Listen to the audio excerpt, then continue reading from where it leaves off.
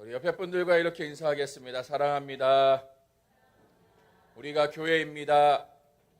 네, 우리가 교회입니다. 네, 우리는 교회입니다. 우리 성도 한 사람 한 사람이 교회이고요. 네, 교회는 단순히 건물로서만이 교회가 아니라 우리는 각자의 자리에서 하나님의 교회로 살아가는 것이죠. 네, 오늘은 복음으로 기뻐하는 교회라는 제목으로 함께 말씀을 나누고자 합니다. 우리 이 자리에 계신 성도님들은 우리 교회를 누군가에게 소개할 때에 우리 교회를 어떤 교회라고 소개하시나요? 누군가 당신이 다니는 교회, 그 교회는 어떤 교회입니까? 질문하면 뭐라고 대답하십니까? 누가 묻지도 않으시나요? 네. 교회 다니는지도 주변에서 모르시나요? 물어봐도 그냥 어느 작은 교회 다녀요. 네. 저기 어디 교회 다녀요. 이렇게만 말씀하시나요? 네. 우리 일부 때 오셨던 성도님들은 사랑이 많은 교회다라고 말씀들을 하시는데 동의하십니까? 네, 감사하네요. 네. 어떤 분은 또 뭐 교회가 교회지 무슨 설명이 필요하냐 생각할 수도 있습니다. 네, 맞습니다. 네, 교회는 교회라는 그 이름 자체만으로 교회가 무엇인가를 보여주고 있는 하나의 정체성을 말하고 있는 것이죠. 그러나 우리의 교회는 각각의 교회들마다 가지고 있는 하나의 특성, 각자의 또 교회들마다의 색깔이 있는 것이죠. 어떤 교회는 선교에 열심인 교회가 있습니다. 1년 내내 그 선교를 중심으로 교회가 돌아갑니다. 여름과 겨울 방학 시즌이 되면 단기 선교를 여러 팀이 꾸려서 선교를 나가기도 하고요. 또 봄과 가을 학기에는 그 선교를 나가기 위한 선교와 관련된 교육과 훈련들을 받기도 합니다. 그 교회에 출석하는 성도님들은요, 설교 때도 그렇고 늘 선교에 대한 이야기를 늘 듣고 또 선교를 다니는 사람들, 주변의 성도들이 다 선교를 다니고 하니까요, 선교, 단기 선교 나가고 하는 일을 당연하게 여깁니다. 선교를 마땅히 해야 할 일로 여기는 것이죠. 또 어떤 교회는 전도하는 일에 열심을 내는 교회가 있는가 하면 또 어떤 교회는 말씀을 배우고 공부하는 일에 모든 것을 쏟는 교회가 있기도 합니다. 무엇을 하는 것이 옳다 그르다 말할 수는 없겠죠. 사람마다 잘하는 것이 다르고 또 그 장점이 다르듯이 교회 역시도 교회마다 가진 장점, 교회마다 잘하는 것이 있고 가진 장점들이 서로 다른 것입니다. 자, 그러면 우리 교회, 우리의 교회는 어떤 교회가 되어야 할까요? 우리 교회는 어떤 교회라 말할 수 있을까요? 저는 우리의 교회가 어떤 교회냐라고 말할 때에 이렇게 말했으면 합니다. 우리 화면을 한번 띄워보시죠. 다 같이 한번 읽어보겠습니다. 복음으로 하나 되어 섬기는 교회. 다시 한번 읽어볼까요? 복음으로 하나 되어 섬기는 교회. 처음 보시는 문구인가요? 아니면 어디선가 보셨나요? 처음 보시나요? 본 적이 있으신가요? 네, 어디 있나요? 네, 앞에 현수막에 써 있는 문구이죠. 현수막에 저런 게 써 있었나?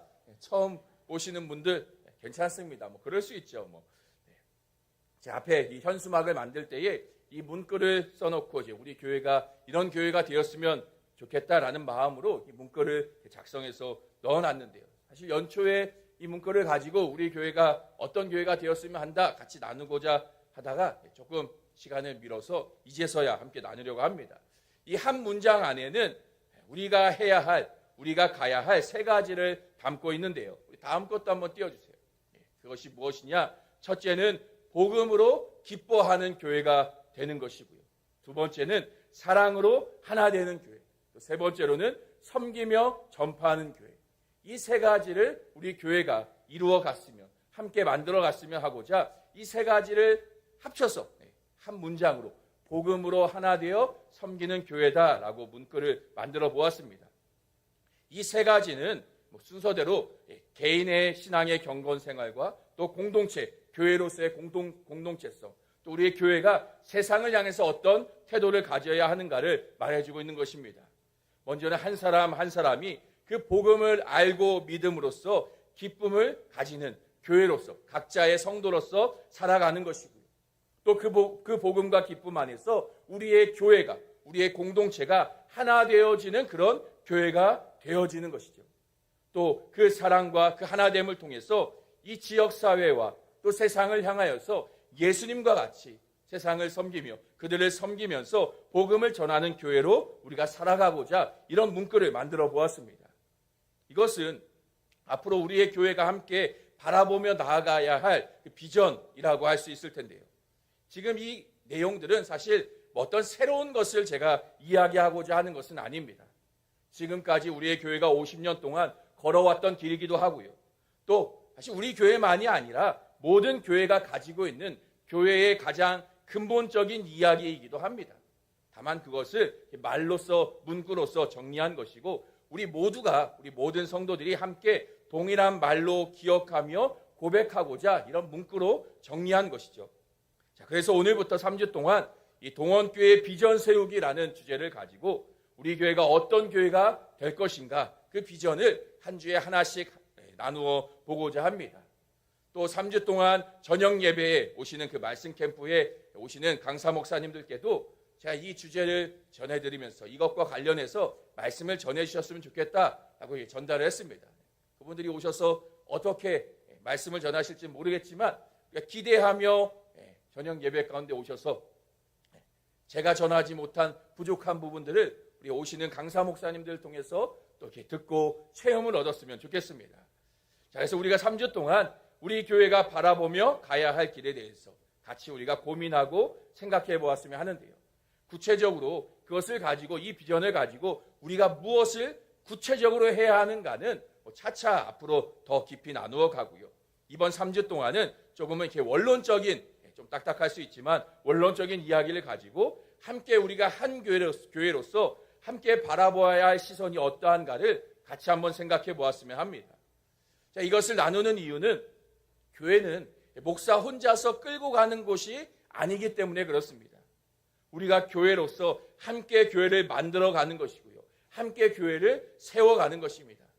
예수 그리스도가 머리가 되시는 그리스도의 그 몸의 각각의 지체로서 우리는 한 교회로 한 몸으로 세워진 것이고 불러 모아진 것입니다. 그렇기 때문에 우리는 함께 이러한 교회를 이루어가야 하는 것이죠. 목사의 역할은요. 마치 배의 선장처럼 우리가 가야 할 방향 3시 방향으로 가야 한다. 5시 방향으로 가야 한다. 좌로 틀자 우로 틀자 가야 할 방향 그 비전을 제시하는 역할을 하는 것이 목사의 역할인 것이고요. 또 그 일을 우리가 함께 이루고 각자의 자리에서 그 역할들을 맡아서 함께 교회를 세워가야 하는 것입니다. 그러니까 배로 따지면 말씀드린 대로 목사는 배의 선장의 역할을 하는 것이고요. 우리 성도님들은 배 안에 있는 선원으로서 각자 주어진 역할, 해야 할 임무들이 있는 것이죠. 나는 이 배에 그냥 승객으로 편하게 앉아서 먹고 마시고 편하게 앉아 놀고 자고 그렇게 가고 싶다. 그러시면 안 됩니다. 그거는 우리 동원교회 교회 식구라고 말하기 어렵습니다. 그분은 그냥 방문객 너무 차갑게 대하나요? 방문객인 것이고요. 정말 우리 교회의 한 가족이고 성도라면 각자의 자리에서 각자마다 주어진 역할들을 해야 하는 것이죠. 자, 그래서 오늘은 첫 번째로 복음으로 기뻐하는 교회에 대해서 함께 나누어 보고자 하는데요. 우리 같이 한번 따라해 볼까요? 복음으로 기뻐하는 교회, 복음으로 기뻐하는 교회. 자, 우리는 신앙생활 하는 것이 기쁘시나요? 교회를 오는 것이 예배드리는 일이 정말 기쁘고 즐거운 일이신가요? 표정들은 별로 기뻐 보이지 않으시는데요. 마치 속된 말로 도살장에 끌려가는 소마냥 억지로 끌려오신 것 같은 표정들이신데 더워서 그러신가요? 예수 믿고 산다는 그 이유만으로 나의 인생이, 나의 삶이 정말 즐겁고 행복하고 기쁘신가요? 성경은 우리에게 기뻐하라 명령합니다. 성경의 무수히 많은 구절 가운데에 기쁨을 우리에게 이야기하고 있습니다. 아마 많은 구절들 가운데 기쁨에 관한 성경 구절들을 하나씩은 다들 알고 계실 거예요. 대표적으로 데살로니가전서 5장 말씀에 보면 항상 기뻐하라 말하고 있죠. 또 빌립보서 4장에서도 바울은 주 안에서 항상 기뻐하라. 내가 다시 말하노니 기뻐하라 명령합니다. 신약에서만 그러는 것이 아니라 구약 말씀에도 보면요. 시편 37편에는 여호와를 기뻐하라라고 찬양합니다. 느헤미야 8장에서는 여호와로 인하여 기뻐하는 것이 너희의 힘이다라고 말하기도 하지요. 성경의 수많은 구절 가운데에 기쁨을 우리에게 이야기하고 있습니다. 그 말은요, 다시 말하면 우리가 믿는 이 기독교는 기쁨의 종교라고 말할 수 있는 것이죠. 사실 이 종교라는 표현을 쓰고 싶지는 않지만 기쁨의 종교, 기쁨의 믿음이며 신앙이라고 말할 수 있을 것입니다. 그래서 미국의 존 파이퍼라는 목사님은 기독교 희락주의라는 말을 사용하기도 합니다. 그러니까 기독교는 희락, 그 기쁨을 추구하는 종교다라고 소개하는 것이죠. 이 좋은 표현으로 말해서 희락이라는 단어를 사용하는 것이지, 본래 이 존 파이퍼 목사님은요, 쾌락주의라는 표현을 사용하십니다. 기독교 쾌락주의. 그러니까 기독교는 우리가 쾌락이라는 말이 조금 부정적인데 많이 사용하다 보니까 사실 안 좋은 이미지로 생각하지만, 쾌락이라는 말은 사실 극도의 기쁨과 즐거움을 표현하는 단어이죠. 요즘으로 표현하자면 도파민이 솟구치는 최고의 어떤 자극을 주는 기쁨, 그것이 쾌락이라는 단어입니다.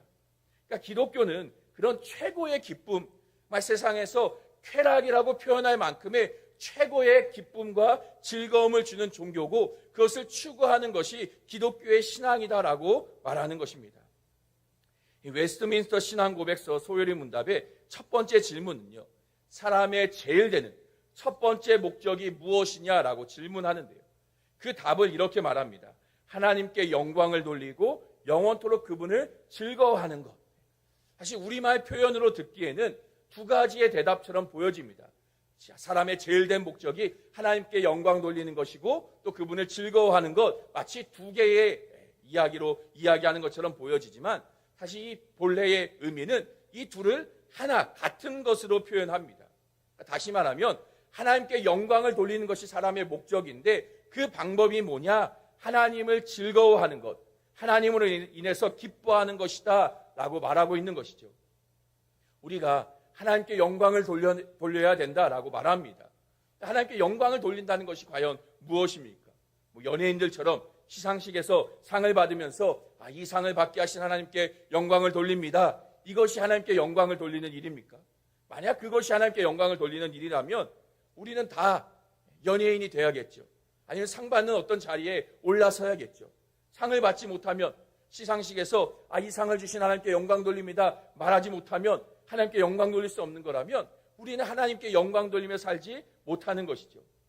성경이 말하는 하나님께 영광 돌린다는 것은 너무나 어찌 보면 쉽고 간단한 일입니다.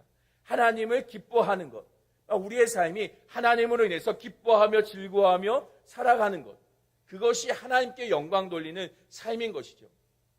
마치 자녀가, 부모의 마음은 자녀가 그저 그 인생을 즐거워하고 기쁨으로 행복하게 사는 것을 원하고 바라지 않습니까? 아이들이 전교 1등에서 그 상장을 가지고 와서 어머니, 아버지 덕분에 제가 이런 1등 할 수 있었습니다. 서울대를 입학하고 서울대 입학증을 갖고 오면서 어머니 덕분에, 아버지 덕분에 제가 서울대 들어갔습니다. 이래야지만 부모로서의 어떤 영광을 얻는 게 아니죠. 자녀가 그저 어머니, 아버지 사랑합니다. 엄마, 아빠 너무 좋아요. 최고예요. 그 부모님 안에서 기쁨으로 행복함으로 살아가는 것을 부모가 가장 기뻐하고 즐거워하는 것처럼, 마찬가지로 하나님께서도 하나님이 우리를 통해 영광 받으시는 것은 우리가 하나님으로 인해서 기뻐하고 하나님 안에서 즐겁고 행복한 삶을 살아가는 것, 그것이 하나님이 우리를 향해서 가장 원하시고 바라시는 모습이라는 것이죠. 그러면 우리가 어떻게 그렇게 기뻐하는 삶을 살 수 있습니까? 기뻐하자, 웃으며 살자, 마음 먹고 결단하며 의지를 가지고 애쓰고 노력하고 수고하면 그렇게 기뻐할 수 있는 것입니까? 옛말에 웃으면 복이 온다라고, 웃자 슬픈 일 있고 괴로운 일 있고 힘들어도 그래도 웃으면 좋은 일이 있을 거야, 그래서 웃으면 되는 것입니까? 아니요, 그렇지 않습니다. 성경이 말하는 기쁨은 억지로 웃어라 말하는 것이 아닙니다. 성경이 우리에게 기뻐해라 명령하고 있는 그 기쁨은 웃으면 복이 오니까 기뻐하며 살라, 웃으면 복을 줄 테니까 웃어라 라고 말하는 것이 아니라, 그 웃으면 복이 온다라는 그 말은 전형적인 세상 종교적인 표현인 것이죠. 내가 무엇을 해서 웃어서 복을 얻어내겠다, 내가 수고하고 노력함으로써 무언가를 내가 원하고 내가 바라는 것, 내가 그 대가를 받아내겠다. 세상 종교에서 말하는 그런 표현인 것이죠. 성경에서 말하는 것은 그렇지 않습니다. 복을 주시니 기뻐하라라고 말하는 것이죠. 기뻐함으로 복을 받아내는 것이 아니라 복을 주셨기에 기뻐하도록 성경은 말하고 있는 것입니다. 참고 인내하고 고행을 쌓고 선을 행하고 덕을 쌓으면, 세상 말로 지성이면 감천이라고, 하늘이 감동하여 복을 준다. 이것은 세상 종교의 말입니다. 세상 종교가 추구하는 것이죠. 만약에 하나님을, 우리가 믿는 기독교를 그렇게 알고 있고 그렇게 믿고 있다면, 내가 열심히 예배드리고 내가 열심히 주를 위해 봉사하고 열심히 섬기고 애쓰고 살면 하나님 나에게 복 주실 것이야, 그렇게 믿고 있고 그렇게 알고 있다면요, 우리는 그저 이름만 하나님이라고 칭하고 있을 뿐 또 다른 우상을 섬기고 있는 것이죠. 여전히 세상의 종교를 따르고 있는 것입니다. 우리가 기뻐할 수 있는 이유, 성경이 우리에게 기뻐하라는 이유는요, 우리에게 그 기쁨을 얻게 하는 하나님의 그 충만한 복이 우리에게 주어졌기 때문인 것이죠. 하나님이 우리에게 그 복음이라는 기쁨의 소식을 주셨기 때문에 우리는 기뻐할 수밖에 없는 것입니다. 복음, 성경이 우리에게 전하고 있는 복음, 이 복음은 문자 그대로 기쁜 소식입니다. 웃으면 복이 오는 게 아니라 복을 우리에게 주셨기 때문에 우리는 웃을 수밖에 없는 것이죠. 하나님이 주신 그 복음, 하나님이 우리에게 이미 주신 그 축복과 은혜 안에서 우리는 기뻐할 수밖에 없는 것입니다. 왜 그렇습니까? 하나님이 우리에게 주신 그 복음, 그 복음의 내용이 무엇인가요? 하나님의 진노와 심판 아래 놓여있던 죄인된 우리를 위해서요, 하나님께서 그 하나뿐인 아들, 그 예수 그리스도를 이 땅 가운데에 보내어 주셨고요, 우리의 죄를 대신해서 십자가에서 죽으시고 부활하셨다는 그 소식, 이것이 복음의 내용이지요. 이제 그 예수 그리스도 안에서 우리에게 더 이상 정죄함이 아니라, 하나님의 진노와 심판이 아니라 우리는 의롭다 칭함을 얻게 되고 구원과 생명을, 그 승리를 우리에게 주셨다라는 그 소식, 이것이 복음인 것이죠. 도저히 내 힘으로 내가 스스로 이뤄낼 수 없는 이 일들, 이 구원의 일들을 하나님께서 은혜 안에서 우리를 위해 다 이루셨다라는 소식, 그래서 복음이고 기쁜 소식인 것입니다. 우리에게 무엇을 요구하는 율법적인 명령이 아니라, 이렇게 살고 열심히 말씀대로 순종하고 살면 그 복, 구원의 복을 주겠다 하시는 것이 아니라, 이미 구원하셨고 구원의 모든 일들을 이루셨고 행하셨다, 그러니 기뻐하라, 이제 그러니 너희들 생명을 얻은 자로서 말씀대로 살아가라 주시는 하나님의 복음, 소식으로 우리에게 주신 것이죠. 이 복음이라는 말은요, 헬라어로 유앙겔리온이라는 이 말은 본래는 왕이 탄생했다는 소식 또는 전쟁에서 승리했다라는 그 승전가, 그 소식을 전할 때 사용하는 단어였습니다. 유앙겔리온, 복음입니다 라고 누군가가 외친다면 지금 그 말은요, 전쟁에서 지금 이웃 나라와 전쟁하던 가운데에 이 전쟁은 우리의 왕이 승리하였구나, 싸워 이기고 지금 돌아오고 있구나 라고 사람들은 받아들였고 알아들었던 것이죠. 그러면 이 소식을 들을 때에, 전쟁에서 승리했다라는 이 복음이라는 소식을 전해 들었을 때에 사람들의 마음이 어떠했겠습니까? 즐거워하고 기뻐할 수밖에 없었죠. 전쟁에 끌려가지 않을까 노심초사 걱정했던 남자들은 이제 그 자유함, 전쟁이 끝났기에 더 이상 전쟁터에 내가 끌려갈 필요가 없구나, 자유함으로 인해서 신나고 즐거워하였을 것이고요. 전쟁에 나간 남편과 자식을 기다리던 여인들은요, 이제 전쟁이 끝났으니 내 남편이, 나의 아들이 돌아오겠다, 그 기대 안에서 기뻐하였을 것입니다. 전쟁에서 승리하였으니 이제 우리의 나라 가운데에 평화의 시대가 시작되었다, 사람들은 기대하며 기뻐하고 즐거워하였던 것이죠. 이렇게 복음은요, 이 기쁨의 소식은 사람들을 기뻐하게 만드는 것입니다. 기뻐할 수밖에 없게 만드는 소식인 것이죠. 복음이 선포되어지고 그 복음을 듣게 되어서 이 복음의 내용이 무엇인가를 안다면 기뻐하지 않을 수 없습니다. 지난주 우리가 이야기했던 것처럼요, 당신이 로또 1등 당첨되었습니다. 그 소식을 들으면 어떻겠습니까? 웃을 수밖에 없죠. 혼자 실실거리고 헤헤거리고 있고요, 미친 사람처럼, 정신 나간 사람처럼 혼자서 벽 보고 허공 보고 웃고 있을 것입니다. 누가 놀려도 누가 뭐라고 해도 아마 혼자서 신나서 웃고 있겠죠. 웃으면 복이 오는 게 아니라 복이 왔으니 웃게 되는 거죠. 로또 사와서 웃고 있으면 1등 당첨이 되던가요? 쳐다보면서 당첨되었을 거야 하하 웃고 있으면 1등이 된다면 열심히 웃겠죠. 사다가 보면서 1등 되라 웃으면서 쳐다보겠죠. 근데 그게 아니지 않습니까? 1등이 되기 때문에 그것이 나에게 기쁨을 주는 것이죠. 그래서 성경은요, 이 복음에 대해서 혼인잔치로 비유하기도 합니다. 우리가 읽은 오늘 본문의 말씀, 이사야서 말씀에서도 그 구원을 혼인잔치로 설명하며 기뻐하라 말하고 있지요. 우리 같이 한번 오늘 본문의 말씀 다시 한번 읽어보겠습니다. 내가 여호와로 말미암아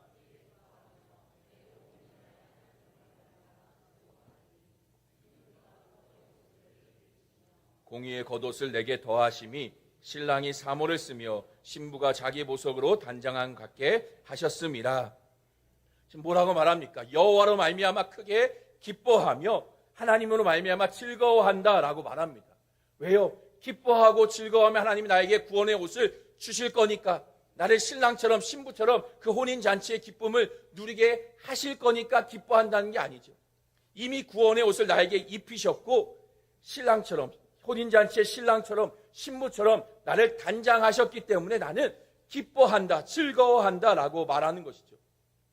우리가 혼인잔치, 결혼식에 가면 얼마나 다들 즐거워하고 신나합니까? 맛있게 차려진 음식들, 또 모두가 서로 축하하며 즐거워하는 잔치가 혼인잔치이죠. 만약 혼인잔치의 신부라면요, 그 잔치에서 제일 행복한 사람이죠. 이번 주 토요일, 그죠? 제일 행복한 사람, 우리 하종자매 제일 행복하겠죠. 제일 예쁘게 차려입고 모든 사람이 나를 축하해주고 환호해주는데 그 주인공이 되는 신부는 그 얼굴에 웃음이 떠나지 않죠. 웃음에 떠나지 않습니다. 신부가 울상을 짓고 하기 싫은데 억지로 그 자리에 앉아서 사진 찍고 결혼하는 그런 신부를 보신 적이 있으신가요? 그런 신부는 없죠. 그 잔치를 즐기며 가장 행복해하는 것이 신부의 모습입니다. 왜냐? 혼인잔치의 주인공이기 때문이에요. 하나님이 우리의 구원에 대해서, 그 복음에 대해서 혼인잔치로 비유하는 이유는 우리 안에서 그 기쁨이 억지로 웃거나 억지로 기뻐하라 명령하지 않아도 기쁨이 샘솟아 나는 것이라 말씀하고 있는 것이죠. 그래서 성경은요, 잔치의 기쁨으로 이렇게 구원을, 복음을 설명하고 있고요. 또 때로는 법정에서 죄인된 자가 법정에 끌려갔다 무죄로 선고받고 자유를 얻게 되는 기쁨으로 소개하기도 합니다. 또 빚을 탕감받은 수많은 빚, 내가 갚을 수 없는 그 빚으로 인해서 내가 고통과 괴로움 가운데 처해야 하는데 그 빚을 탕감받는 비유로 또 성경은 우리에게 복음을, 그 구원을 설명하고 있는 것이죠. 그렇기 때문에 기뻐할 수밖에 없는 일이라고 가르쳐주고 있는 것입니다. 복음은요, 이렇게 우리를 기뻐하게 만드는 소식입니다. 예수를 믿는 믿음 안에서요, 그 신앙생활이, 그 교회생활이, 또 우리의 삶이, 또 우리의 예배가 진정한 기쁨과 행복으로 나아갈 수밖에 없는 것이죠. 복음을 아는 자는요, 이 복음을 믿는 자는 날마다 기쁨으로 살아갈 수밖에 없는 것입니다. 그런데 우리는 어떻습니까? 정말 이 복음 안에서, 예수를 믿는 믿음 안에서 기뻐하며 살아가고 있습니까? 교회 다니는 것, 예배 드리는 것, 신앙생활하는 것, 이것이 정말 기쁘고 즐거운 일이십니까? 많은 사람들이 교회를 다니고 예수를 믿는다 말하지만 정작 기쁨이 없이 사는 사람들이 너무나 많이 있습니다.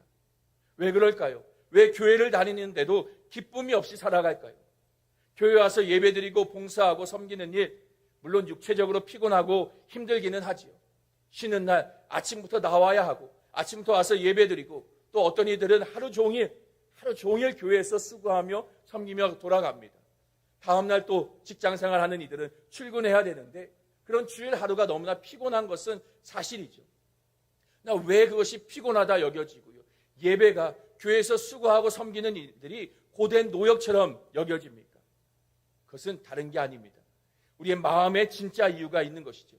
마음이 없이 정말 하나님을 향한 마음, 이 복음의 기쁨을 마음으로 알지 못한 채 그저 외적인 행위로만 그 일들을 하고 있기 때문에 그렇습니다. 복 받으려면 열심히 예배 참석해야지, 열심히 봉사해야 하나님이 복 주시지, 억지로라도 하다 보면 은혜가 있겠지. 그런 마음을 가지고 우리가 수고하며 신앙의 생활을 하다 보니까요. 억지로 수고하고 노력해서 애쓰는 것을 통해서 내가 그 복을 받아내야 한다라고 생각하다 보니까요. 기쁨이 없이요. 마지못해서 하는 고된 노역이 되어버리는 것이죠. 다시 한번 말하지만요.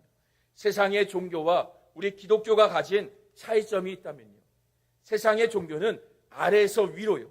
그러니까 사람이 수고하고 노력해서 그 하늘에 이르러서 복을 받아내야 한다라고 말하는 것이 세상의 종교입니다. 그러나 기독교의 복음은요, 반대이죠. 저 하늘의 신이신 하나님께서 우리에게 이 땅 가운데 찾아오시고 내려오셔서 우리에게 먼저 그 복을 주셨다라는 소식입니다. 그래서 세상의 종교는 외적인 행위를 가지고 그 행위를 통해서 내 마음이 변화를 일으켜야 된다라고 말합니다.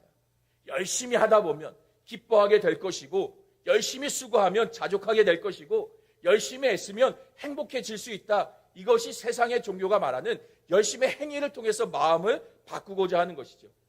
그러나 우리 기독교의 복음은요, 하나님이 먼저 우리에게 복을 주셨기 때문에, 하나님의 그 복음의 기쁜 소식을 주셨기 때문에 마음의 변화가 일어났고요.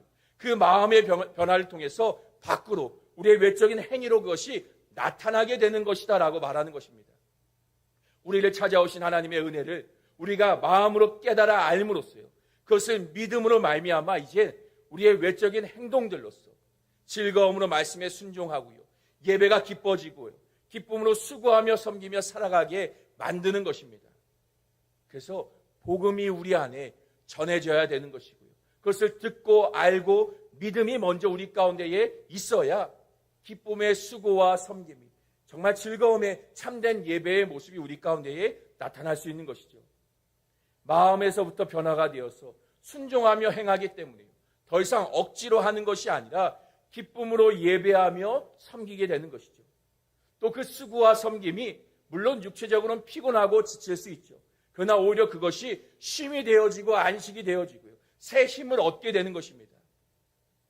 복음은요, 우리의 마음의 동기를 그렇게 바꾸어 놓는 것이죠.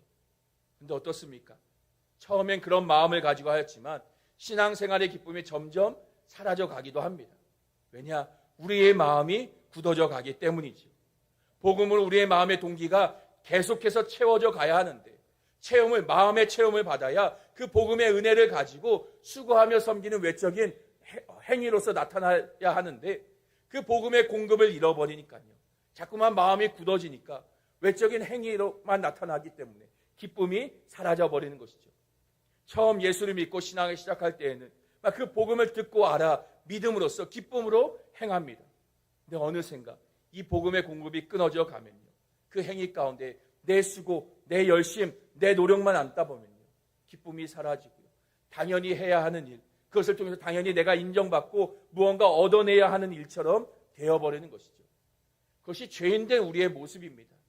그래서 우리는 항상 그 복음, 그 십자가의 그리스도를 통해서 우리의 마음의 중심을 찾아가야 하는 것이죠. 죄인된 우리의 본성은요, 항상 좌나 우로 치우칠 수밖에 없습니다. 은혜로 우리가 구원함을 얻고 하나님의 은혜로 전적으로 주시는 은혜를 알기 때문에 때로는 어떤 이들은요, 그것으로 인해서 방종하여져 버립니다. 하지 않아도, 내가 아무것도 하지 않아도 은혜로 다 주시는 것이래. 아무것도 하지 않아도 돼. 마음껏 살아도 다 용서하셔. 방종이 되어버리죠. 또 어떤 이들은요, 처음엔 은혜로 시작하지만 내 열심 행위만 남아버립니다. 율법의 행위만 남아서 바리새인들과 같이 그 수고가 나의 의로움이 되고 나를 자랑하게 되고요, 다른 사람을 정죄하는 행위로 나아가 버리는 것이죠. 그것이 죄인된 우리가 가지고 있는 두 모습 중에 하나인 것이죠. 그래서 항상 우리는요, 복음 앞에 그 중심을 잡아가야 하는 것입니다. 날마다 복음으로 우리의 마음이 채워지고 복음 안에서 우리의 마음이 깨달아지고 우리의 마음이 깨어져야 다시 그 중심을 찾아서 기쁨으로 주의 말씀에 순종하며 살아갈 수 있게 되는 것이죠. 그래서 바울은요, 그리스도 예수 우리 주 안에서 나는 날마다 죽노라라고 고백하는 것입니다. 매일매일 예수 그리스도의 십자가를 바라보면서 그 십자가에서 그리스도와 함께 내가 죽음으로써 나의 죄된 본성, 나의 마음과 생각, 자꾸만 종교적인 삶을 살아가려고 하는 나의 본성을 그리스도 안에서 죽임으로써 복음이 내 안에 충만하여지고 복음 안에서 내가 기쁨으로 주를 위해 섬기며 수고하며 살아가고자 나는 날마다 그리스도 안에서 죽노라 고백하는 것입니다. 예수를 믿고 사는 삶이라는 것은요, 또 우리가 예배하는 일, 우리의 신앙의 모든 생활은 기쁜 일입니다. 말씀 앞에 순종하며 살아가는 것, 예배 자리에 나와 하나님을 예배하는 것, 그리스도인이라는 정체성을 가지고 살아가는 삶의 모든 것은 기쁘고 행복한 삶입니다. 우리가 믿는 복음, 예수 그리스도 안에서 우리를 위해 행하신 하나님의 놀라운 구원의 일들은요, 우리를 기뻐하게 만드는 소식입니다. 저는 우리의 교회가 또 이 자리에 계신 우리 모든 성도님들이 그 기쁨으로 살아갈 수 있는 삶이 되길 소망합니다. 그것은 다른 방법이 없습니다. 날마다 복음 앞에 나아가는 것이죠. 날마다 그 복음의 소식, 복음 안에서 우리에게 주신 십자가의 그리스도를 날마다 바라보며 경험하며 그 사랑의 깊이를, 그 사랑의 넓이를, 그 사랑의 크기와 그 가치를 날마다 더 깊이 알아가는 것입니다. 그때의 우리의 기쁨은요, 점점 더 커져가고요, 그 복음이 얼마나 우리에게 가치 있고 귀한 것인지를 알므로써 더 기뻐하는 삶으로 나아갈 수 있는 것입니다. 그래서 우리의 교회의 모든 예배 가운데에 날마다 복음이 전하여져야 하는 것이고요, 오직 예배 가운데 그리스도만이 나타나는 예배가 되어야 하는 것입니다. 그래서 이 예배 자리를 통해서 예배 가운데 나온 우리 모든 성도들이 예배를 통해서 복음의 소식을 날마다 전하여 듣게 되고, 그 예배를 통해서 복음 안에서 다시 기쁨이 회복되어지는 교회가 되어야 하는 것이죠. 또 이것은요, 일주일에 한 번 교회 나와 드리는 이 주일 예배가 전부가 되어서는 안 됩니다. 예배 가운데 나와 우리가 복음의 소식, 그 기쁨을 회복하지만 또한 그 얻어진 기쁨, 그 회복되어진 기쁨은 매일매일 우리가 복음 앞에, 그리스도 앞에 나아가게 만듭니다.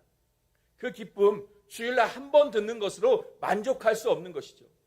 그래서 개인적으로 날마다 말씀과 기도로 복음을 경험하며 맛보며 살아가고자 하게 우리를 이끌어 갑니다. 매일매일 개인의 삶에서 말씀과 기도로 하나님과의 그 깊은 교제가 우리 가운데에 이루어짐으로써요, 매일매일 우리는 그 기쁨을 더 충만하게 누려야 하는 것입니다. 그래서 우리의 교회는 그렇게 복음으로 기뻐하는 교회가 될 수 있길 소망합니다. 세상의 다른 것들이 아니라요, 오직 복음 안에서요, 우리가 기뻐하며 살아갈 수 있는 우리 모두가 될 수 있길 소망합니다. 이 복음 안에서 누리는 그 기쁨을 가지고요, 그래서 그 기쁨으로 수고할 수 있고요, 섬길 수 있고요, 또 함께 사랑으로 하나 되어질 수 있는 그런 교회가, 또 우리의 모든 신앙의 행위들, 우리의 삶의 모든 자리, 모든 걸음걸음마다 하나님 안에서 해주신 이 복음의 기쁨이 날마다 차고 넘치며 그 기쁨으로 살아낼 수 있는 우리 모든 교회 성도님들 될 수 있기를 주님의 이름으로 간절히 축원합니다. 기도하겠습니다. 하나님 아버지 감사합니다. 우리에게 주께서 행하신